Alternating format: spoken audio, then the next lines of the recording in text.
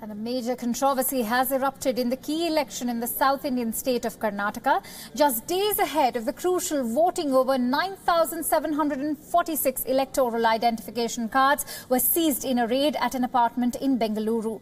The chief electoral officer stated that the cards, which were neatly stacked in the apartment, appeared to be genuine. But a thorough probe would be conducted in the matter. ಈಗ ಆ ಫ್ಲ್ಯಾಟ್ದಲ್ಲಿ around 9,746 EPIC cards ಇದೆ. ಅದು ನೀಟಾಗಿ ಸಣ್ಣ ಸಣ್ಣ ಬಂಡಲ್ಸ್ದಲ್ಲಿ ಕಾಗದದಲ್ಲಿ rap ಮಾಡಿ ಇಡಲಾಗಿದೆ. ಪ್ರತಿಯೊಂದು ಕಾಗದ ಮೇಲೆ ಹೆಸರು ಮತ್ತು ಫೋನ್ ನಂಬರ್ ಇದೆ. Besides the electoral identification cards, what was worrying was over 1 lakh Form 6 applications were also found. These are forms which are used to add new names to electoral list. However, the Chief Electoral Officer Sanjeev Kumar remarked that the Form 6 which were seized were different from the ones which are officially used.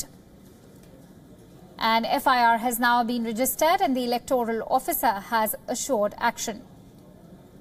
BJP has asked the poll panel to postpone the elections due to fear of rigging in wake of this latest controversy. The seizure of the electoral identification cards has created a huge political ruckus. The opposition Bharatiya Janata Party and the JDS have accused the Siddaramaiah government for being responsible for the incident. Siddaramaiah, for his part, though has rubbished the allegations.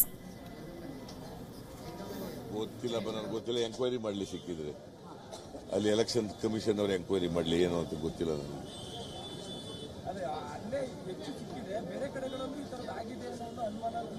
Enquiry ಮಾಡಲಪ್ಪ, election commissioner ಯಾಕೆ? ಅದಕ್ಕೂ ಸಂಬಂಧ ಚುನಾವಣೆ ಮುಂದೂಡಕ್ಕೆ. And to bring us more details on this news story, I am joined in by our correspondent Nischita Virender, who joins us live from Bengaluru on the phone line. Nischita, the political blame game has already started. What do your sources tell you? Is there a link with the sitting MPs over there?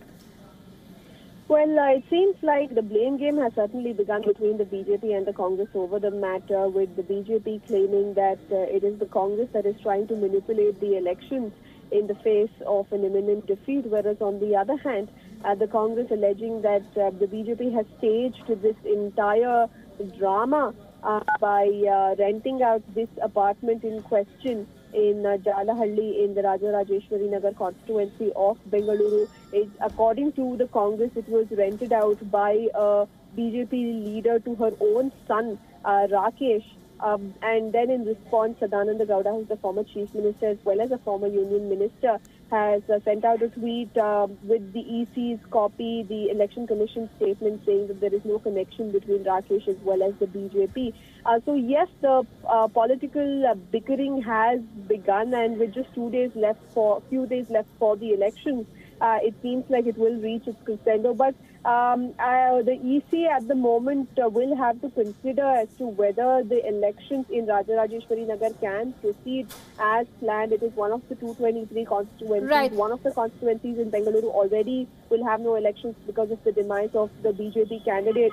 And RR Nagar could be heading the same way, because how exactly did 10,000, albeit valid voter ID cards, come in one apartment? What about the over 1 lakh counterfoil roll that they have received? Does that mean that these names have been included in the electoral list? Also, if we look at the statistics that the Election Commission has given out, then the overall state of Karnataka has registered new voters on an average of 6% per year. But Rajeshwari Nagar alone has witnessed 10% rise in the last 1 year. And in 2017, nearly 25,000 people have been added to the list. So all of this points out to some abnormal behavior as far as the voter electoral rolls in the constituency is concerned, and probably hints at tampering of the electoral rolls. And we know how sacrosanct that is in a democracy.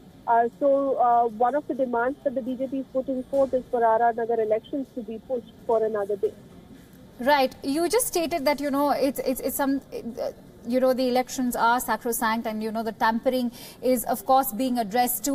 Also, the entire controversy has triggered allegations of, rigging. So what is the Election Commission now stating? Can we expect an inquiry anytime soon?